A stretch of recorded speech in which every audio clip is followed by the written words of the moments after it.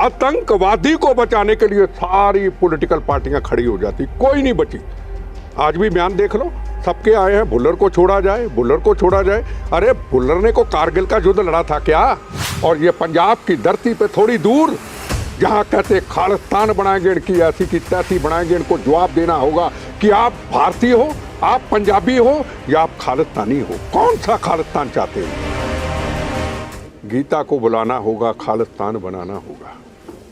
एक तरफ भारत माता की सीमाओं की रक्षा के लिए प्रथम राष्ट्र, तेरा वैभव अमर रहे मां हमदिन चार रहे न रहे, और दूसरी तरफ इस मातृभूमि, इस पंजाब की धरती के अंदर 36,000 बेगुनाहों का खून पीने के बाद, 19,000 हमारे हिंदू भाइयों की उस वक्त शहादत के बाद, हजारों बच्चे शहीद होने के, यतीम होने के बाद, हजारों बहनों के सुहाग उजाड़ने के बाद, हजारों पुलिस वाले जवानों की कुर्बानियों के बाद, अभी ये खालिस्तान के नारे लगाने वाले अभी तक खून के प्यासे हैं। ये चाहते क्या है?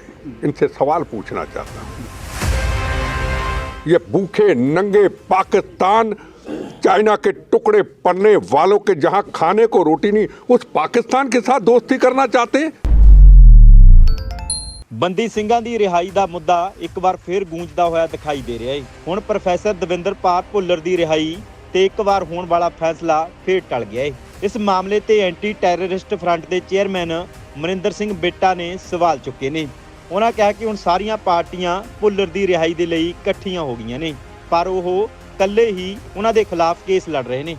सिर्फ पठानिया जी के आया हूँ, मैंने आना था जब इनकी शहादत हुई, उस वक्त कोई सुरक्षा के हालात ऐसे थे। मैं आज आया हूँ परिवारों को मिलने, और आज के दिन ये बात ज़रूर कहना चाहूँगा। एक तरफ पठानिया जी जैसे बहादुर जवान जो सीमाओं की रक्षा करते हुए, मातृभूमि की रक्षा करते हुए अपने जीवन को कुर्बान कर देते हैं, और ये पठानकोट का एरिया आसपास सब कुर्बानी शहादतों से गांव के गांव भरे हुए हैं। और दूसरी तरफ, एक तरफ शहादतें, एक तरफ यहाँ से कुछ किलोमीटर दूर नारे लगते हैं, गीता को बुलाना होगा, खालिस्तान बनाना होगा।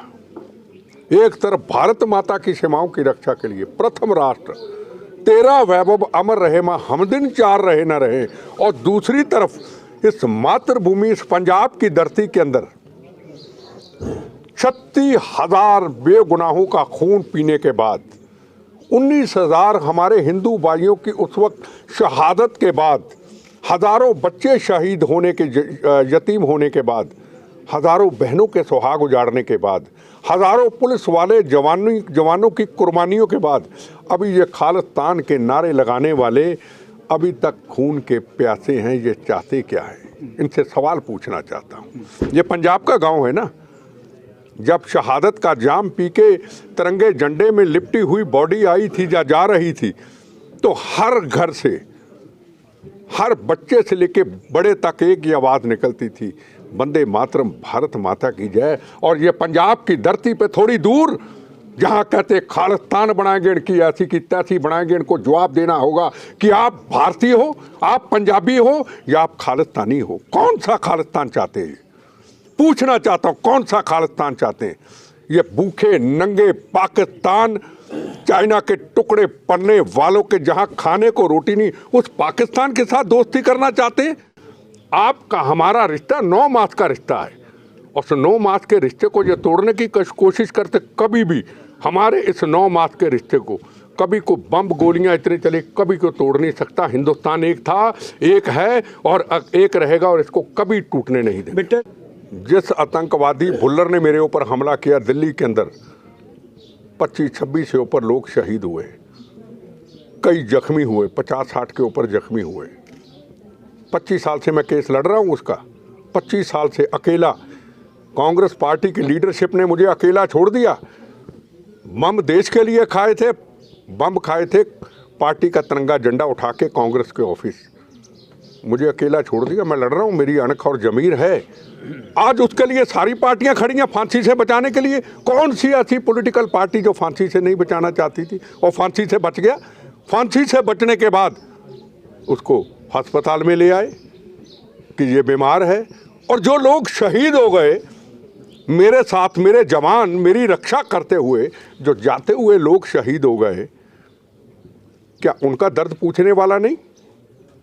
क्या वो डिप्रेशन में परिवार नहीं? उनके बच्चों की हालत क्या पता नहीं?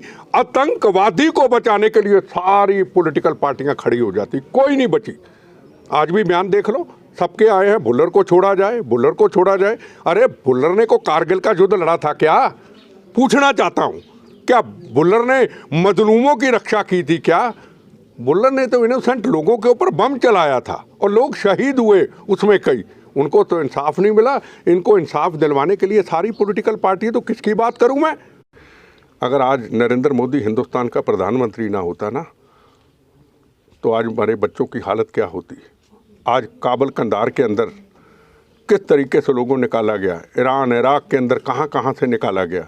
गुरु ग्रंथ साहब जी को कैसे नरेंद्र मोदी जी सुरक्षित वहां से लेके आए काबुल कंधार तक। आज कभी सोचा था कि हिंदुस्तान के तीन तीन मंत्री वहां भेज दिए जाएं बच्चों को लाने के लिए?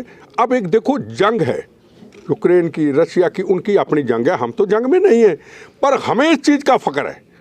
तिरंगा झंडा जिसके हाथ में होगा, हिंदू मुस्लिम सिख ईसाई का, वो कहीं भी जा सकता आ सकता, गोली का फायर उस तरफ जा नहीं सकता। ये किसके कारण है?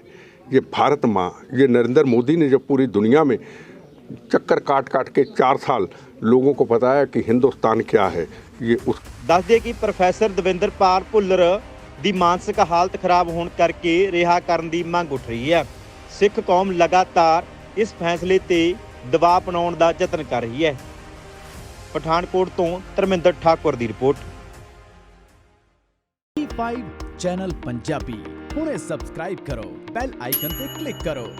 ਕੀ ਹੁੰਦੀ ਹੈ ਜਮਾਬੰਦੀ, ਕਿਵੇਂ ਬਣਦੀ ਹੈ ਵਸੀਅਤ, ਜ਼ਮੀਨ ਜਾਇਦਾਦ ਦੇ ਹਰ ਮਸਲੇ ਤੇ ਕਰਾਂਗੇ ਚਰਚਾ। ਦੇਖਣਾ ਨਾ ਭੁੱਲਣਾ ਸਾਡਾ ਖਾਸ ਪ੍ਰੋਗਰਾਮ naibtehsildar.com ਕਾਨੂੰਨ ਜਾਇਦਾਦ ਦਾ। आतंकवादी को बचाने के लिए सारी पॉलिटिकल पार्टियां खड़ी हो जाती, कोई नहीं बची। आज भी बयान देख लो, सबके आए हैं भुल्लर को छोड़ा जाए, भुल्लर को छोड़ा जाए। अरे भुल्लर ने को कारगिल का युद्ध लड़ा था क्या? और ये पंजाब की धरती पे थोड़ी दूर जहाँ कहते खालिस्तान बनाएंगे, इनकी ऐसी की तैसी बनाएंगे, इनको जवाब देना होगा कि आप भारतीय हो, आप पंजाबी हो या आप खालिस्तानी हो। कौन सा खालिस्तान चाहते हैं? गीता को बुलाना होगा, खालिस्तान बनाना होगा। एक तरफ भारत माता की सीमाओं की रक्षा के लिए प्रथम राष्ट्र, तेरा वैभव अमर रहे माँ हम दिन चार रहे न रहे, और दूसरी तरफ इस मातृभूमि, इस पंजाब की धरती के अंदर 36,000 बेगुनाहों का खून पीने के बाद, 19,000 हमारे हिंदू भाइयों की उस वक्त शहादत के बाद, हजारों बच्चे शहीद होने के, यतीम होने के बाद, हजारों बहनों के सुहाग उजाड़ने के बाद, हजारों पुलिस वाले जवानों की कुर्बानियों के बाद, अभी ये खालिस्तान के नारे लगाने वाले अभी तक खून के प्यासे हैं। ये चाहते क्या है? इनसे सवाल पूछना चाहता हूँ। ये भूखे नंगे पाकिस्तान, चाइना के टुकड़े पड़ने वालों के जहां खाने को रोटी नहीं, उस पाकिस्तान के साथ दोस्ती करना चाहते हैं।